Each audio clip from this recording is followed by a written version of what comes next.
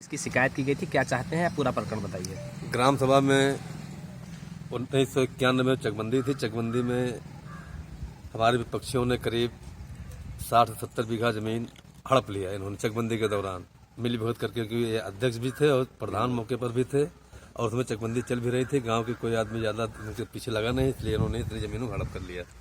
हम लोगों से वाद विवाद हुआ। वाद विवाद में इनकी करीब 36 से 37 बीघा जमीन हम लोगों ने खारिज कराया, जिसमें राज प्रताप सिंह, अजय प्रताप सिंह, उनकी माता चंद्रकला सिंह, विजय बहादुर सिंह, धर्मराज सिंह आदि लोगों ने इतनी जमीनें कब्जा की है, जिसका हमने सारा प्रकरण सारी कापी जो है, सारी नकल आप लोगों को मुहैया करा दी है।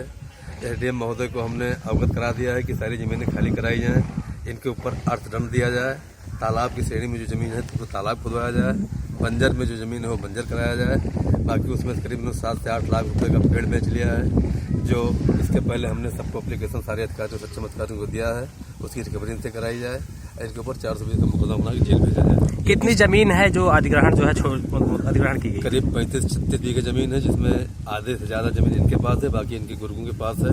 सबका कैंसिल जमीन हो गई है, खतौनी में पाका 11 हो गया है। जिस श्रेणी में जमीन थी डीएम साहब के आदेश था, उस श्रेणी में जमीन जाने के लिए खतौनी पर अमल दरामद हो गई है। किस तरह की जमीन है और ये प्रक्रिया आपने कैसे की? बंजर की जमीन है, तालाब की जमीन है और ये प्रक्रिया हमने चकबंदी आयुक्त के द्वारा की है। उन्होंने सक्षम अधिकारियों से जांच कराई, टीम बनवा करके जांच में दोषी पाए गए। दोषी पाने के बाद उनकी सारी जमीनें खारिज की गई। कितने वर्षों से आप लड़ाई लड़ रहे हैं इसकी? हमारी इनकी लड़ाई 20 साल से है। खतौनी की लड़ाई आप कब से लड़ रहे हैं? खतौनी की लड़ाई हम नहीं लड़ रहे हैं, ये ग्राम सभा की जमीन है। पूर्व जिला पंचायत सदस्य प्रतिनिधि थे, लोगों ने कहा हमें पट्टा नहीं मिल रहा, गाँव में जमीन नहीं, तो हमने उस पर थोड़ा सा दिमाग लगा करके हमने कहा ग्राम सभा की फालतू जमीनें जो जिसके कब्जे में खारिज कराई जाए। हमने इसकी पड़ताल कराई, पड़ताल करने में पता लगा कि सारी जमीनें भूमाफियाओं ने जबरदस्ती कब्जा कर लिया है और ये बार बार हमें धमकी भी देते हैं। हमें और हमारी टीम को इनसे खतरा भी है। मेरे ऊपर 2 बार मुकदमे भी लिखे जा चुके हैं, मुझे जेल भी भेजा जा चुका है इसी प्रकरण में, और अभी भी खतरा बना हुआ है। कभी भी मेरी टीम के साथ ये कुछ भी करवा सकते हैं और कर सकते हैं। इन्होंने जो खतौनी बनवाई थी उसको आपने खारिज करवा दिया है। पूर्वतः वो अपने जो तालाब नवीन पड़ती इसमें दर्ज हो, ऐसा आदेश में जो दिख रहा है आपने दिखाया है।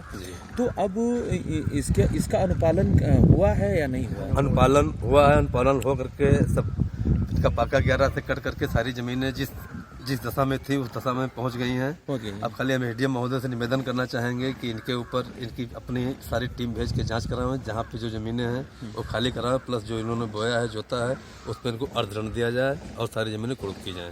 ऐसे में आपकी जो विपक्षी हैं, जो आदेश आपने लिया है, हाई कोर्ट से वो स्टे ले सकते हैं, ऐसी कोई प्रक्रिया उन्होंने की है? वो अगर लेंगे तो बाद में देखा जाएगा उसके लिए क्या होगा। आपने क्या प्रक्रिया किया है? हमने कैबिनेट दाखिल कर दिया है कि अगर कोई इन्होंने कहीं हाई कोर्ट गए कुछ गए, हमको सूचना मिलनी चाहिए, हम इसका रिकॉर्ड उनको वहाँ देंगे। क्या है ये जीत होने के बाद एक प्रकार की जीत मानी जाएगी। अब उनकी प्रतिक्रिया क्या है इस मामले में? हमारी जीत नहीं हुई है, जीत ग्राम सभा की है। जीत ग्राम सभा की, सरकार की जमीन है, राजस्व की जमीन है। राजस्व पुनः इसको लेकर के ग्राम सभा गरीब आदमियों को अपने हिसाब से आवंटन करे, जो जिस लायक हो। अगर इसमें हम कहीं दोषी हों तो मेरा भी जमीन, घर द्वार, मकान, दुकान जो कुछ अगर हम भी कहीं ग्राम समाज में अगर लिए हों तो भी गिरा दिया जाए, हमें कोई आपत्ति एक पैसे की नहीं है। प्रशासन से अब लास्ट में क्या मांग है आपकी? प्रशासन से हमारी मांग है कि गांव को अमन चैन से जीने दिया जाए। इनके भतीजे ग्राम सभा के प्रधान आज मौजूदा हैं, जितना काम कर रहे हैं सारे काम सब मानक के विपरीत हो रहा है। कहीं कहीं अगर मोरंग पड़ने जहाँ बालू पड़ रहा है, जहाँ ईंटा लगना चाहिए अगल वहाँ दोमा लग रहा है, कहीं पीला लग रहा है। प्रशासन से हमारी मांग यही है कि प्रशासन इनको चुस्त और दुरुस्त कर दे एक बार। और एसडीएम साहब से हमारा निवेदन यही रहेगा कि ये ज़मीन पहले अपने लेखपाल को देख करके, अगर सारी ज़मीनें अगर गलत ढंग से इनके नाम थे वो खारिज हो गई हैं तो उसको पुनः अपने कब्जे में लेकर के उसका आवंटन अपने हिसाब से करें।